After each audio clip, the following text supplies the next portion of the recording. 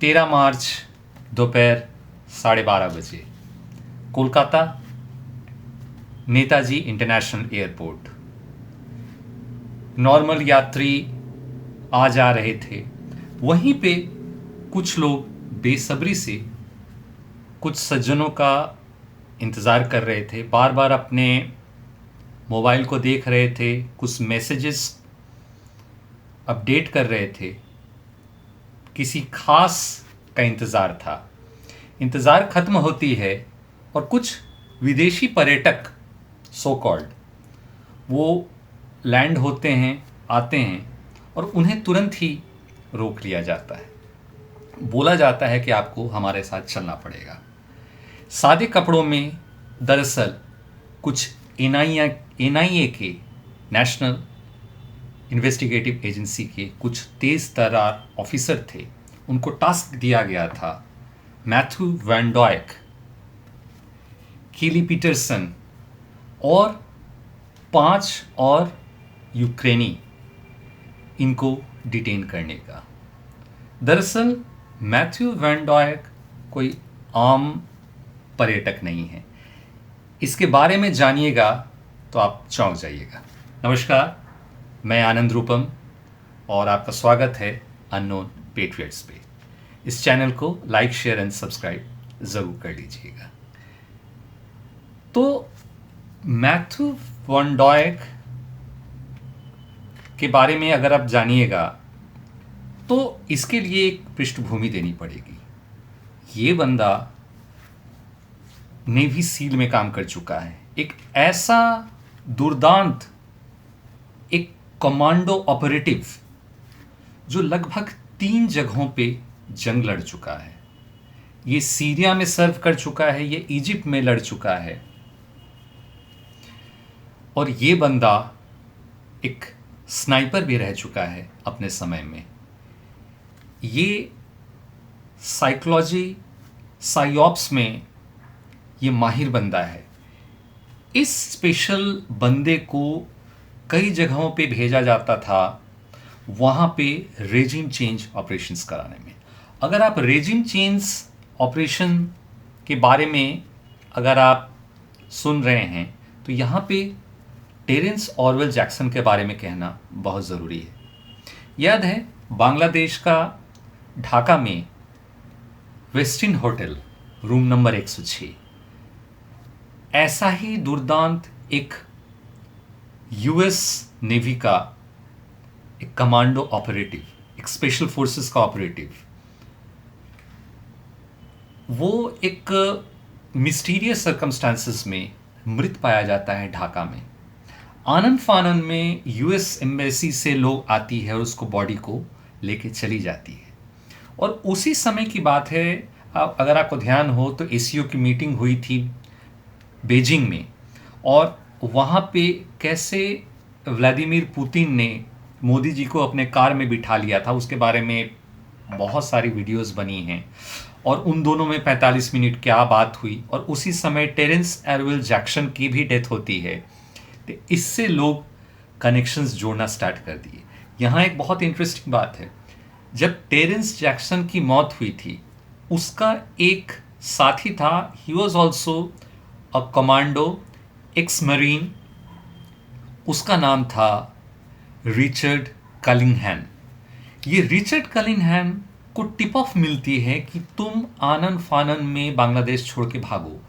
उसके जहाँ जहाँ ड्यूज थे वो कैश में पैसा पे करता है और वो रातों रात ढाका छोड़ के, इनफैक्ट बांग्लादेश छोड़ के यूएस के लिए निकल जाता है। रिचर्ड कनिंघम, आपको ताज्जुब होगा कि मैथ्यू वैन डॉयक जो कोलकाता एयरपोर्ट से पकड़ा गया है, ये इसके साथ सीरिया और इजिप्ट में काम कर चुका है और उस समय मैथ्यू वैन डॉयक भी कुछ दिन पहले बांग्लादेश में उस समय मौजूद था। आप सोच के देखिए, कड़ियों को जोड़ के देखिए। टेरेंस ऑरवेल जैक्सन की मृत्यु हो जाती है, कलिंघम कैश में पे करता है, रातों रात भाग जाता है और उसके 3-4 दिन पहले ही कहा जाता है कि मैथ्यू वैन डॉयक भी, या 1 सप्ताह पहले वो भी बांग्लादेश में था। तो ये जो बंदे हैं मैथ्यू, रिचर्ड और टेरेंस जैक्सन, ये लोग स्पेशल ऑपरेटिव्स हैं, ये लोग साइऑप्स में मास्टर हैं, ये लोग रेजिम चेंज एक्सपर्ट हैं, ये लोग ड्रोन के ट्रेनिंग देते हैं, हथियारों का ट्रेनिंग देते हैं, ये लोग साइकोलॉजिकल ऑपरेशंस भी करते हैं, ये लोग सिस्टम के अंदर घुस जाते हैं। आप सोच के देखिए, और ये सोच के देखिए कि मैथ्यू वॉन डॉयक का पकड़ा जाना ये कितनी बड़ी मछली। पहली बार ओपनली CIA का एक बंदा NIA अपने कस्टडी में लेती है और ओपनली दिखाती है। इस चीज़ को ज़रा बारीक से दोस्तों सोचने की कोशिश कीजिए। जब भी किसी एयरपोर्ट में कोई बंदा को डिटेन किया जाता है तो आप समझ लीजिएगा ये क्लासिक इंटेलिजेंस ऑपरेशन है। रॉ को पहले से भनक थी, और कहा यह भी जाता है कि 2017 में और 2019 में मैथ्यू वॉन डॉयक इंडिया में 2 बार पहले आ चुका था। कहा यह भी जाता है, विश्व सूत्रों से ये बात पता चली थी कि दोनों बार ही इनके हरकत जो है हमारे एजेंसीज के रडार में थी, लेकिन बैक चैनल डिप्लोमेसी से इस बंदे को दोनों बार भारत से निकाल लिया गया था। ये बंदा नेपाल में भी देखा गया था, और उस समय दोस्तों रशिया की SVR बहुत कड़ी नज़र रख रही थी। ये बंदा बांग्लादेश में रहा है। कहा यह भी जाता है कि इस बंदे का इनडायरेक्ट नेपाल के रेजिम चेंज ऑपरेशन में भी हाथ रहा है। इसकी पूरी कुंडली रशिया के SVR के पास है। ये कहना गलत नहीं होगा कि SVR ने, रशिया के SVR ने बहुत माइन्यूट डिटेल सीरिया में, इजिप्ट में जो इस बंदे ने ऑपरेशन किया था, जहाँ जहाँ वो मौजूद था, इवन कि बांग्लादेश, नेपाल में और टेरेंस जैक्सन के समय भी जो घटना घटी थी, SVR ने पूरा एक माइन्यूट, एक सीक्रेट डॉजियर हमारे इंटेलिजेंस एजेंट्स को दिया था। एक एक मूवमेंट इस बंदे की ट्रैक की जा रही थी। और इस चीज़ को ज़रा समझिए कि अगर ये बंदा पकड़ा गया है तो कुछ लोगों ने सवाल उठाया कि इसे घुसने ही क्यों दिया गया। तो इंटेलिजेंस का ऑपरेशन समझिए कि एयरपोर्ट में अगर बंदा पकड़ा जाता है तो समझ लीजिए कि वो हमेशा एक ट्रैप होता है।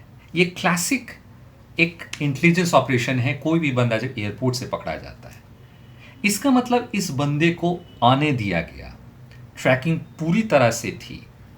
कहा जाता है कि पीटर आचांग करके आइजॉल में ये बंदा मिशनरी के काम से जब गया था, तो पीटर आचांग करके एक पादरी के साथ उसका मेल जोल था, जिसके ऊपर हमारी एजेंसी पहले से ही बहुत नज़र गड़ाई हुई थी। एक्चुअली CIA का जो एक मेन मोटिव है, जो बड़ा गेम प्लान है, आप जानते होंगे दोस्तों कि बांग्लादेश का कुछ पार्ट और इंडिया का नॉर्थ ईस्ट का कुछ पार्ट को लेके एक क्रिश्चियन स्टेट बनाने की उन लोग की एक हमेशा से ही साजिश रही है। और इसके ऊपर बहुत ही पैनी नज़र हमारी इंटेलिजेंस एजेंसीज गड़ा की रखी हुई है। और ये बहुत इंटरेस्टिंग होगा दोस्तों देखना कि मणिपुर में रिसेंटली अगर आप देखें तो अचानक फिर से वायलेंस बढ़ गई है। इधर सर्गियो गॉव जो हैं, वो अमेरिकी राजदूत, वो अजीत डोभाल से मिलते हैं और ट्वीट भी करते हैं कि फ्रूटफुल मीटिंग रही। तो यहाँ तो दोस्तों निगोशिएशंस होंगे। इतनी बड़ी मछली पकड़ाई है तो यहाँ तो निगोशिएशंस ज़रूर होगी। और वो लोग ये भी प्रेशर देने की कोशिश कर रहे हैं अमेरिका बैक चैनल पे कि इसे छोड़ा जाए, वरना एक वायलेंस जो बढ़ी है ये एक इंडिकेशन दिखा रहा है कि अगर आप इसे नहीं छोड़ते हैं तो वायलेंस और बढ़ेगी। यहाँ एक बहुत इंटरेस्टिंग बात ये भी है कि मैथ्यू और इनके जो यूक्रेनी साथी थे, इनके पकड़ाने से क्या कांग्रेस भी मुश्किल में आ सकती है? क्योंकि इंटेलिजेंस के पास ये भी तथ्य है कि कुकीज़ और मतई में जो लड़ाई हुई थी और वहाँ पे जो एक वायलेंस इरप्शन हुआ था, तो कुकीज़ के जो आपका क्रिश्चियन स्टेट के लिए भड़काने में कांग्रेसी CIA के साथ मिले हुए थे। तो ये बड़ा गंभीर आरोप हैं दोस्तों। तो वहाँ पे हमारे इंटेलिजेंस एजेंसीज भी काउंटर गेम खेलना स्टार्ट कर चुके हैं। अरुणाचल में हिंदू अपराइजिंग स्टार्ट हो चुका है, वहाँ पे जय श्री राम के नारे लग रहे हैं। इसका मतलब है अजीत डोभाल ने नॉर्थ ईस्ट में भी अपना गोटी सेट किया है। ये जो फास्ट एक्सपेंशन हो रहा था क्रिश्चियन जो मिशनरीज के थ्रू, वहाँ पे इस्लामिस्ट जिहादीज को भी घुसाया जा रहा था। वो एक typical cocktail of Christian state CIA operation और साथ में आईएसआई भी वहाँ पे धीरे धीरे मदरसे बन रहे थे। मणिपुर में, अरुणाचल में, मणिपुर में अभी भी समस्या है, लेकिन अरुणाचल में तो हिंदू अपराइजिंग ऐसी हुई है कि क्रिश्चियन मिशनरीज को और जितने भी मदरसे छाप हैं उनको दौड़ा के लोग भगा रहे हैं वहाँ से। तो ये भी समझ लीजिए दोस्तों, जो सामने आप देख रहे हैं मिशनरीज एंड जो मदरसे जो जिहादी वर्सेस हिंदू अपराइजिंग, यहाँ भी पीछे खेल इंटेलिजेंस वालों की है। अब देखना ये है दोस्तों कि निगोशिएशंस में क्या होता है। कहा यह भी जा रहा है कि क्या मैथ्यू के बदले निखिल गुप्ता, जिनके ऊपर चार्ज लगा था कि वो एक रॉ का ऑपरेटिव है और वहाँ कोई असैसिनेशन करने गया है यूएस में, क्या निखिल गुप्ता को लाया जाएगा? लेकिन इसकी पॉसिबिलिटी शायद थोड़ी कम भी हो सकती है, क्योंकि निखिल गुप्ता इतना बड़ा कोई ऑपरेटिव नहीं है, लेकिन मैथ्यू वॉन डॉयट सीआईए का एक बहुत ही बड़ा ऑपरेटिव है, जिसके तार बांग्लादेश से, नेपाल ऑपरेशन से, और जिस समय एसीओ की मीटिंग हुई थी, जिस समय ये भी कहा जा रहा है कि शायद मोदी जी के जान पे भी खतरा था। तो अभी तो दोस्तों ये जो ड्रोन सिखाना, म्यांमार में जो रेबल्स हैं उनको ट्रेनिंग देना, और जो ये क्रिश्चियन स्टेट रिलेटेड मणिपुर में अनरेस्ट क्रिएट करना, इसमें तो हाथ है ही। क्या मोदी जी के लिए भी कोई खतरा था? क्योंकि आप ध्यान दीजिए, क्योंकि यही कांग्रेसी थे जब मणिपुर में अनरेस्ट हो रहा था, तो मोदी जी को राहुल गांधी और कांग्रेसी ये कहते थे कि मोदी जी मणिपुर जा क्यों नहीं रहे। रॉ का और दूसरी एजेंसियों का मोदी जी को क्लियर इंस्ट्रक्शन था कि अगर आप मणिपुर गए तो आपके साथ भी राजीव गांधी जैसा इंसिडेंट हो सकता है। तो ये एक स्ट्रिक्ट वार्निंग थी, और ये एक ट्रैप सीआईए मोदी जी के लिए बिछाने की कोशिश कर रहे थे। तो यहाँ पे रशिया ने अपनी दोस्ती निभाई। रशिया पिछले बहुत सालों से सीआईए के जितने भी यहाँ पे ऑपरेशन हैं, इसमें रशिया का एसबीएफ जो है वो बहुत प्रमुख भूमिका निभा रहा है, दोस्ती निभा रहा है, रॉ को हमेशा इनपुट भी दे रहा है, और हमारे जो अपने जो रॉ और जो दूसरी एजेंसियां हैं वो भी तत्पर होकर बहुत सारे काम किए जा रही हैं। तो देखना ये है कि सीआईए का जो ये जो बड़ा षड्यंत्र है, इसको कैसे मोदी जी और अजीत डोभाल इसे निपटते हैं, और क्या निगोशिएशंस होता है, और क्या चीज़ें छन के आती है। इन्हीं टॉपिक पे दोस्तों आगे हम लोग फिर से बात करेंगे। तब तक के लिए आज्ञा दीजिए। नमस्कार, जय हिंद।